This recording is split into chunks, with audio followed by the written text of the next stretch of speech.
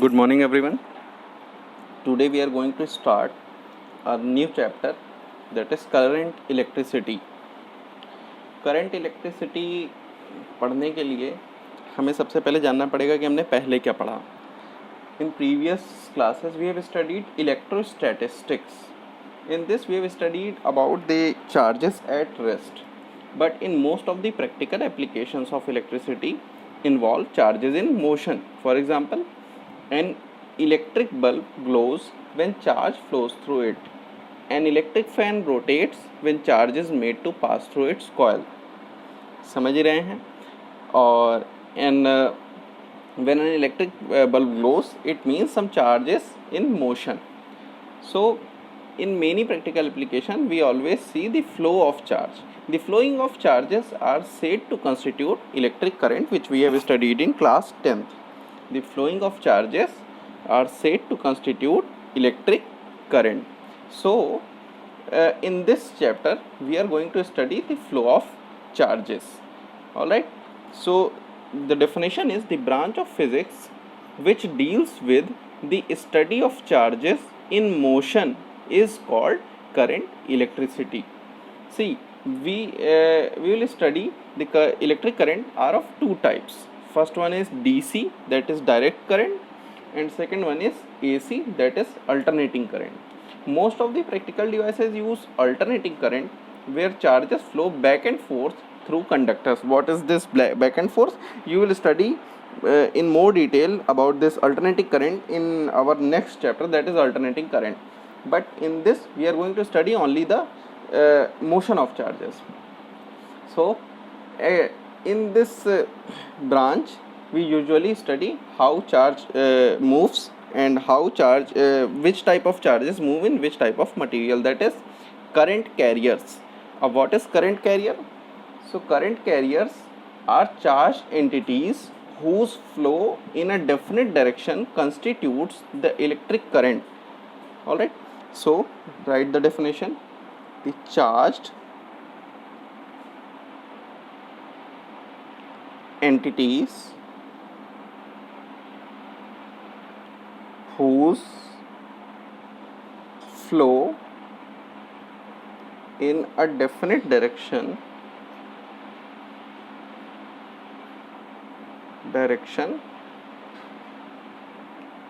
constitutes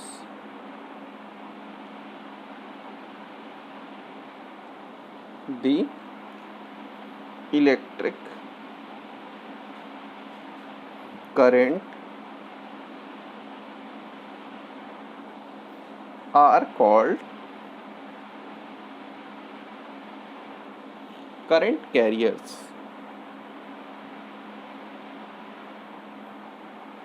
There are so many examples of current carriers.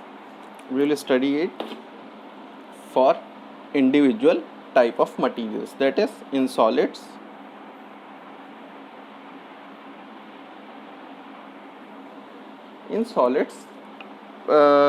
अच्छा charge motion की हम बात करते हैं. So we will study about good conductors only in solids. There are also bad conductors और insulators, but we are talking about good conductors. Which are good conductors?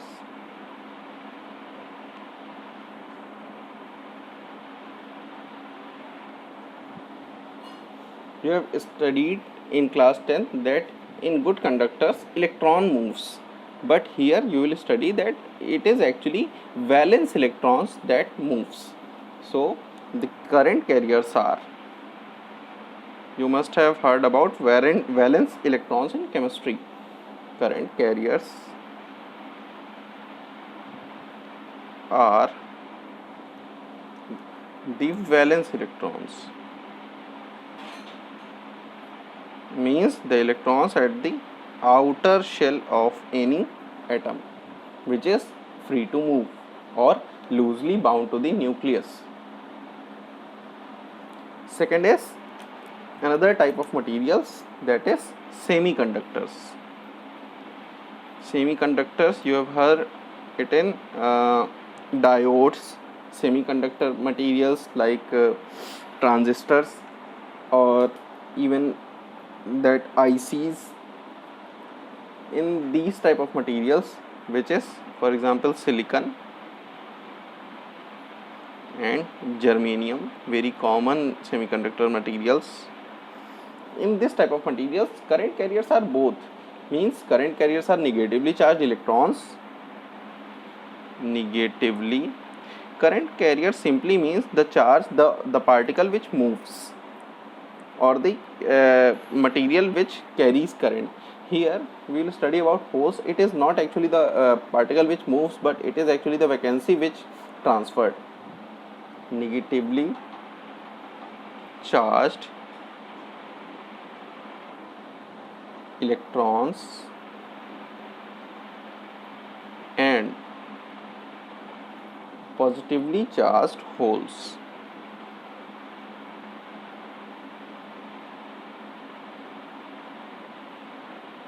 Positively charge holes कोई ऐसा कोई नया टाइप का particle नहीं है।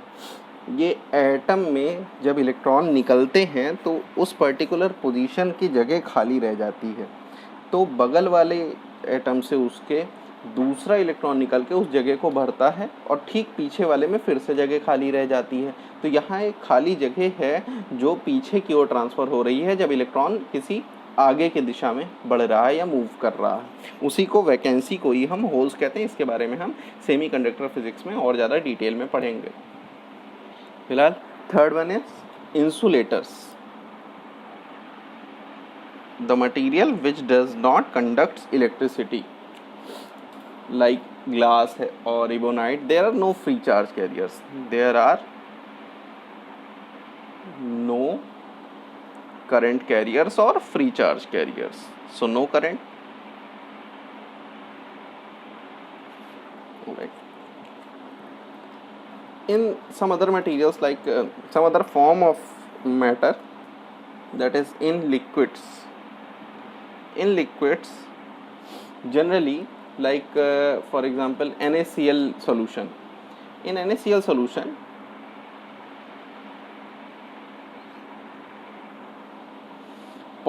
current carriers are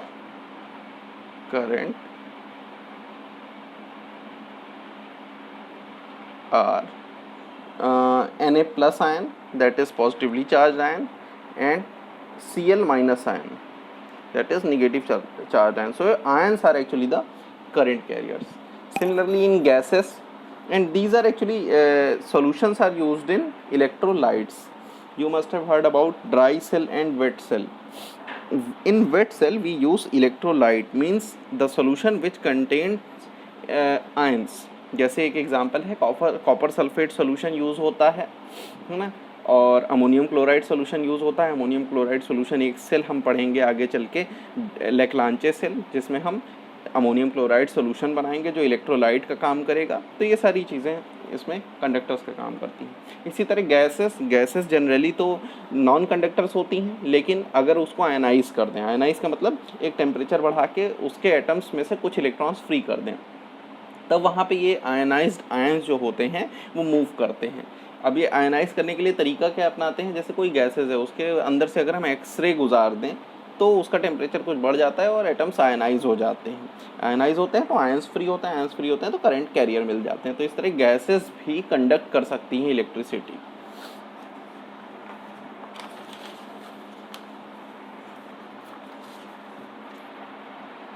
Now next is electromotive force, which is very important topic.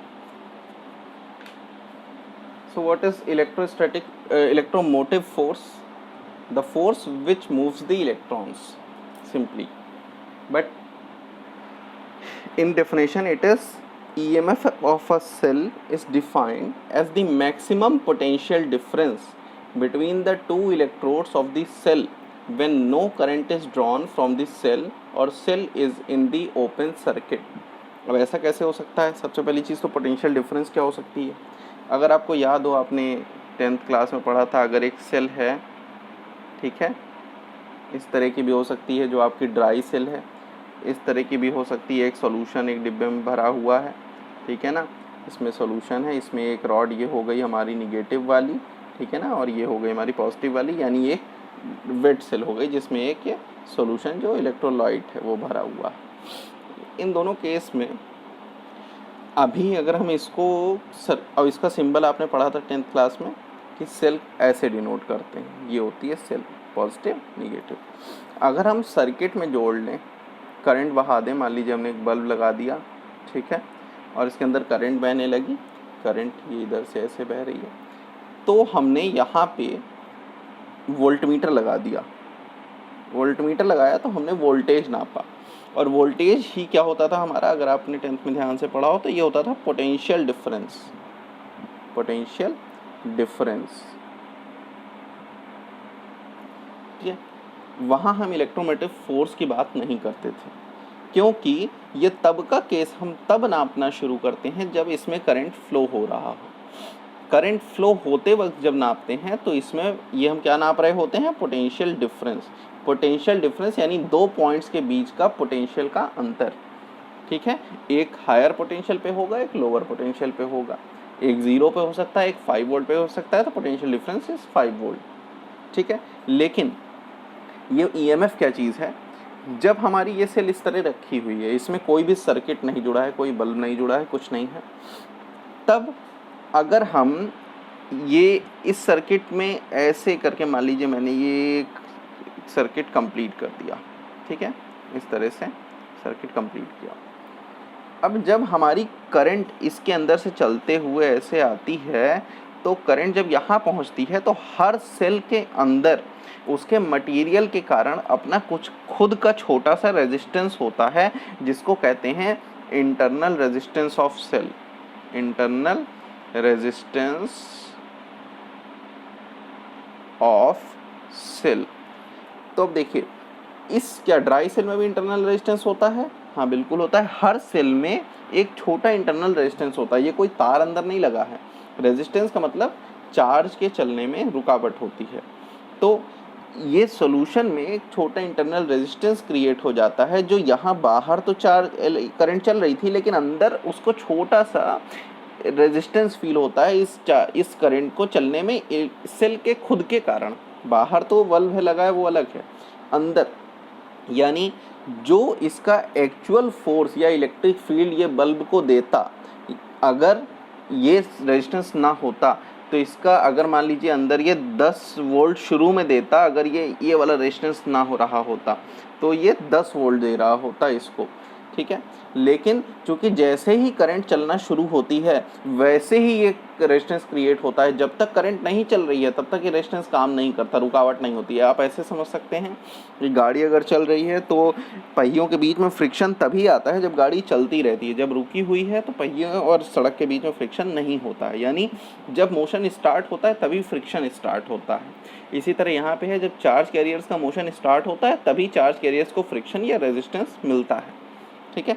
तो यहाँ पे ये मोशन स्टार्ट होने के बाद रेजिस्टेंस अप्लाई होता है, यानी इलेक्ट्रॉन अगर ना चल रहा होता या करंट ना चल रही होती तब यहाँ पे ये रेजिस्टेंस ना होता।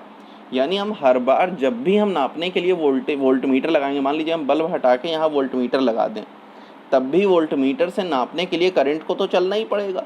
यानी वोल्टमीटर जब भी हम लगा के नापेंगे किसी सेल से, तो यहाँ पे हमें कुछ वोल्टेज कम फील होगा। जैसे 10 वोल्ट इसमें एक्चुअल में होना चाहिए था, तो हो सकता है 9 ही वोल्ट यहाँ पे फील हो रहा हो, यहाँ रीडिंग में दिखा रहा हो। तो 1 वोल्ट कहाँ चला गया? 1 वोल्ट यूटिलाइज हो गया, पोटेंशियल ड्रॉप हो गया इस रेजिस्टेंस के कारण जो सेल के अंदर का है। अब क्या कोई ऐसा डिवाइस है जो नाप सकता है? वोल्टमीटर लगाएंगे, कितना भी अच्छा वोल्टमीटर लगा दें, उसके अंदर से जब तक करंट आके नहीं बहेगी तब तक यहाँ पे हम उससे नाप नहीं पाएंगे। तो हमें एक ऐसा डिवाइस चाहिए जो कि इसमें से जोड़ने पे बिना करंट के चले भी नापते। तो ऐसा डिवाइस होता है गैल्वेनोमीटर। गैल्वेनोमीटर, जिसके बारे में हम बाद में पढ़ेंगे कि आखिर गैल्वेनोमीटर होता क्या है। इस गैल्वेनोमीटर की खासियत होती है कि ये किसी भी इलेक्ट्रिक सेल या किसी भी रीडिंग को लेने के लिए ये 0 करंट वैल्यू पर रीडिंग लेता है। 0 करंट, जब करंट 0 हो जाए सर्किट में। और ऑब्वियस है जब करंट 0 हो जाएगी तो इसके अंदर से करंट नहीं फ्लो करेगा। और अगर गैल्वेनोमीटर रीडिंग बता रहा है 0 करंट के, इसका मतलब वो बिना करंट बहे रीडिंग बता रहा है, यानी ये रेजिस्टेंस अप्लाई ही नहीं हुआ है। इसका मतलब गैल्वेनोमीटर से क्या नापा जा सकता है? इलेक्ट्रोमोटिव फोर्स, यानी एक्चुअल सबसे maximum value of potential difference, यानी इस ईएमएफ को एक नाम और कहते हैं मैक्सिमम पोटेंशियल डिफरेंस। ये पोटेंशियल डिफरेंस की सबसे मैक्सिमम वैल्यू होती है। क्यों? क्योंकि इससे अब हम जैसे ही नापना शुरू करेंगे हर बार कुछ कम वोल्टेज नापेगा। तो ईएमएफ किसके बीच में होता है? इलेक्ट्रोड्स के बीच में होता है। कब नापा जाता है? जब उसमें करंट ना फ्लो हो रही हो, और यही इसकी मैक्सिमम पोटेंशियल डिफरेंस की वैल्यू होती है।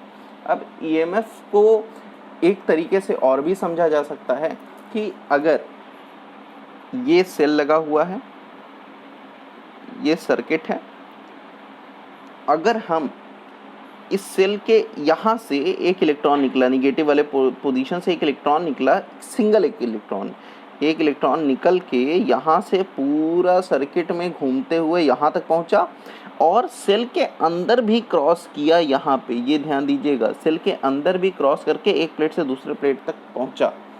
यानी one unit charge carrier when moves the whole circuit including the cell, then the total work done will be equals to electromotive force। यहाँ एक और EMF की डेफिनेशन आती है कि एक यूनिट चार्ज लें, पॉजिटिव निगेटिव से मतलब नहीं है, क्योंकि हमें पता है कि इलेक्ट्रॉन ही मूव करेगा। तो यूनिट चार्ज कैरियर यानी एक कूलाम इलेक्ट्रॉन ले लिया, उसको यहाँ से सर्किट के थ्रू पूरे सर्किट से पास करते हुए और फिर से उसी प्लेट तक पहुँचे, सेल को भी क्रॉस करते हुए।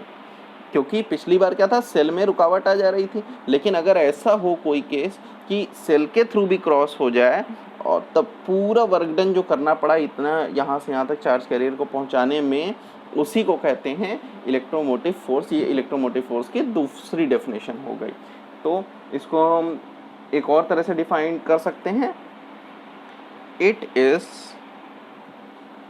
The amount of work done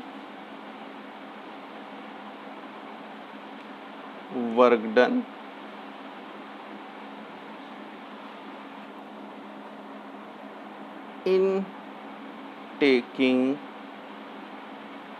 a unit charge once round the complete circuit including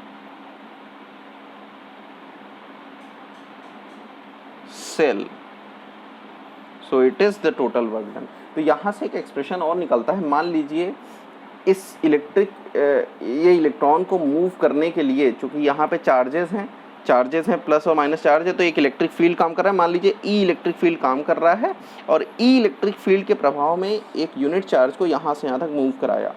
E electric field के प्रभाव में मान लीजिए पोर्शन जो जो स्मॉल पाथ सेगमेंट छोटा था, मान लीजिए एक छोटा सा पाथ सेगमेंट हमने इसमें ले लिया, दैट इज़ DL, एक छोटा पाथ सेगमेंट ले लिया। अब ये DL खूब सारे लेते हुए पूरा पाथ अगर कवर करना है और वर्क डन नापना है, तो हम ये ऐसे ही करते हैं। आपको याद हो, यूनिट चार्ज कैरियर है, आपको पता है कि वर्क डन क्या होता है, F.D, लेकिन यहाँ फोर्स क्या है, आपको अगर इलेक्ट्रिक फील्ड इंटेंसिटी का एक्सप्रेशन याद होगा तो F इक्वल्स टू QE या E equals to F upon Q, लेकिन यहाँ पे चार्ज कैरियर यूनिट है तो हम Q की जगह F की जगह E भी यूज़ कर सकते हैं। क्यों? क्योंकि F इक्वल्स टू QE, तो E is equals to F by Q, लेकिन Q तो यूनिट चार्ज ले लिया तो यहाँ E यूज़ कर सकते हैं, तो E.D लिख सकते हैं अगर डिस्टेंस नापना है। तो वर्क डन ये होता है। तो यहाँ पे इलेक्ट्रोमोटिव फोर्स के केस में हम इलेक्ट्रोमोटिव फोर्स को स्मॉल e से इस सिंबल से रिप्रेजेंट कर सकते हैं और इसको लिख सकते हैं टोटल वर्क डन। यानी पहले तो एक वर्क डन निकालें E.dl, ये E और F में कंफ्यूज मत होइएगा, ये F.dl होना चाहिए था, लेकिन F इक्वल्स टू ये F अपॉन Q ले रहे हैं और Q की वैल्यू यूनिट चार्ज यहाँ लिया है, इसलिए डायरेक्ट E लिख सकते हैं F की जगह। और पूरे सर्किट की बात करना है तो क्लोज्ड पाथ सर्किट, ये इंटीग्रल लगा दिया। तो ये भी एक एक्सप्रेशन है EMF के निकालने का। ठीक है, तो इलेक्ट्रोमोटिव फोर्स हो गया ये। अब देखिए कुछ इसकी यूनिट क्या होती है इलेक्ट्रोमोटिव फोर्स की, और ये सारी चीज़ें देख लेते हैं।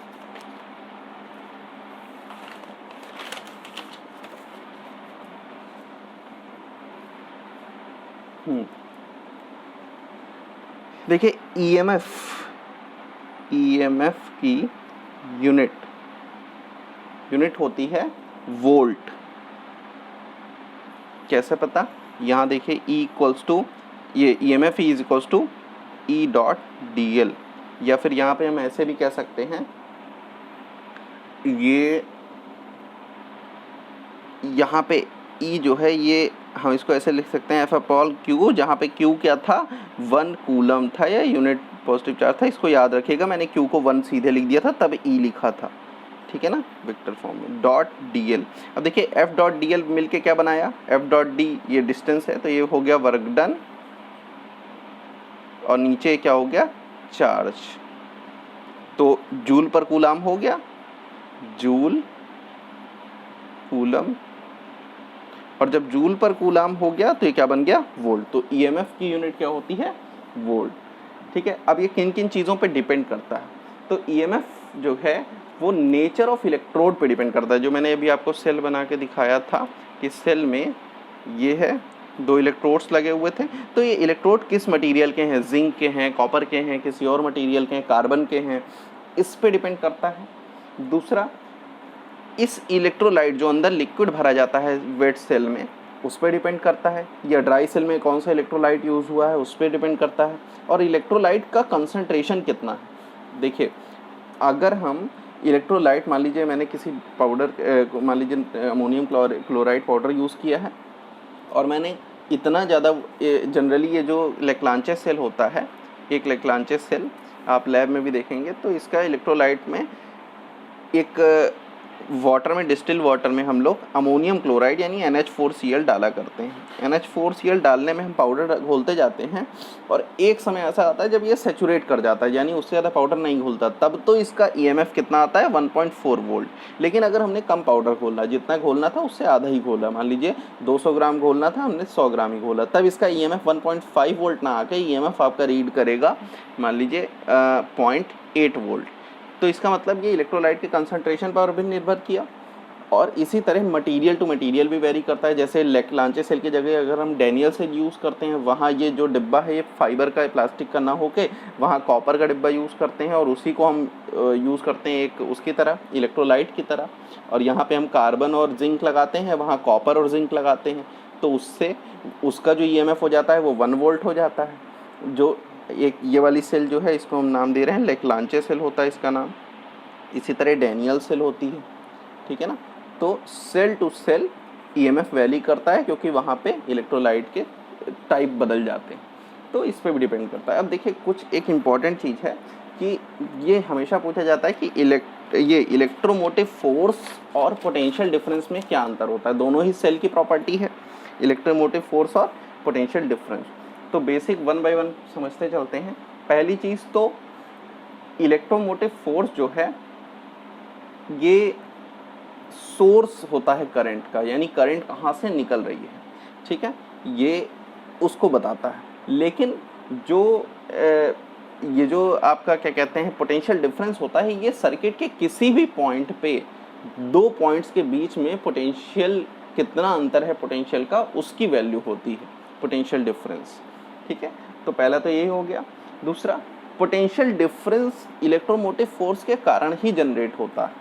पोटेंशियल डिफरेंस तभी आएगा जब सर्किट में इलेक्ट्रिसिटी हो या फिर बैटरी जुड़ी हो, यानी कोई सेल है उसमें EMF होता है, और उसी के बाद हम पोटेंशियल डिफरेंस नाप पाते हैं। अगर EMF ही नहीं होगा तो उससे पोटेंशियल डिफरेंस नहीं होगा, ठीक है। इसी तरह अभी हमने देखा था कि ये टोटल वर्क डन था किसका, एक पूरे कंप्लीट EMF जो था वो पूरे सर्किट में यूनिट चार्ज को मूव कराने में इंक्लूडिंग सेल जितना भी वर्क डन करना पड़ता है ये होता था EMF।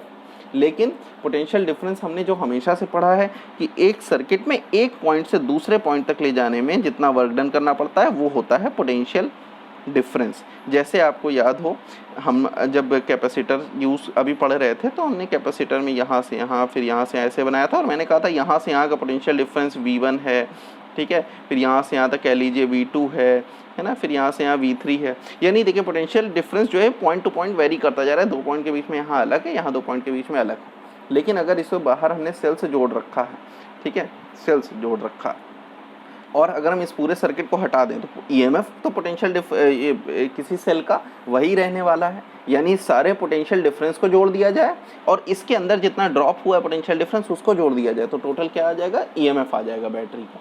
तो ये हो गया। उसके बाद और क्या अंतर होता है, ये देखिए, ये सभी पोटेंशियल डिफरेंस का सम भी मैंने बता दिया। तो ये हो गया। अब नेक्स्ट क्या चीज़ होती है, ये एक्सटर्नल रेजिस्टेंस पे डिपेंड नहीं करता है। मतलब जो मैंने आपको सबसे पहले बताया था कि किसी भी सेल के इंटरनल रेजिस्टेंस पे डिपेंड करता है। जैसे ये एक सेल लिया, इसके अंदर एक इंटरनल रेजिस्टेंस है, मैं सिंबॉलिकली ऐसे वायर बता रहा हूँ, ऐसा कोई वायर होता नहीं है अंदर, ये मटेरियल की प्रॉपर्टी होती है रेजिस्ट करना। अब बाहर आप बल्ब लगा दें, ठीक है, कोई एक और डिवाइस लगा दें, कोई कैपेसिटर लगा दें, है ना, इस तरह के कुछ भी आप अगर लगाते जाएं, ठीक है, तो कुछ भी आप अगर इस तरह का लगाते हैं तो बाहर ये सभी अपना अपना रेजिस्टिव प्रॉपर्टी यानी रेजिस्टेंस देते हैं, यानी बाहर सभी के क्रॉस वोल्टेज ड्रॉप होता है। अब आपको पता है कि यहाँ से एक बार निकल गया वोल्टेज यानी करंट मूव करने लगा। अब इस पे क्या डिपेंड करेगा, ईएमएफ नहीं, बाहर वाले रेजिस्टेंसेस पे डिपेंड नहीं करता। एक्सटर्नल रेजिस्टेंस कितना भी हो, जितना इसका ईएमएफ है वो वही रहने वाला है। ये तभी ईएमएफ तभी नापा जाता है जब करंट ना बह रही हो, और अगर करंट नहीं बह रही है तो बाहर इसका रोल ख़त्म हो जाता है। और अगर करंट ये गैल्वेनोमीटर के थ्रू जब हम नापते हैं तो हम पाते हैं कि हम गैल्वेनोमीटर लगाते हैं यहाँ पे और चेक करते हैं तब जब गैल्वेनोमीटर 0 रीडिंग देने लगे, यानी करंट इसमें से चलना बंद हो जाए। और तब के केस में यानी जब करंट ही नहीं चल रही है तो एक्सटर्नल रेजिस्टेंस का तो रोल ही ख़त्म हो गया। यानी किस पे केवल डिपेंड करता है, इंटरनल रेजिस्टेंस पे डिपेंड करता है। और इंटरनल रेजिस्टेंस अगर 0 रहेगा तभी हम इसको नापा करते हैं। तो इंटरनल रेजिस्टेंस पे, एक्सटर्नल रेजिस्टेंस पे डिपेंड नहीं करता ये। लेकिन पोटेंशियल ड्रॉप आपको पता है, यहाँ V1 और V2 मैंने अलग अलग क्यों लिखा है, क्योंकि इसका रेजिस्टेंस कुछ अलग होगा, इसका रेजिस्टेंस कुछ अलग होगा। यानी V1 और V2 यानी potential difference resistance to resistance vary कर रहा है। किसके रेजिस्टेंस, एक्सटर्नल रेजिस्टेंस में वेरी कर रहा है। तो ये कुछ बेसिक डिफरेंस होते हैं ईएमएफ और पोटेंशियल डिफरेंस के, ठीक है। इस सारी चीज़ों को पढ़ेंगे। अभी आगे का टॉपिक्स फिर हम नेक्स्ट क्लास में डिस्कस करेंगे। Thank you.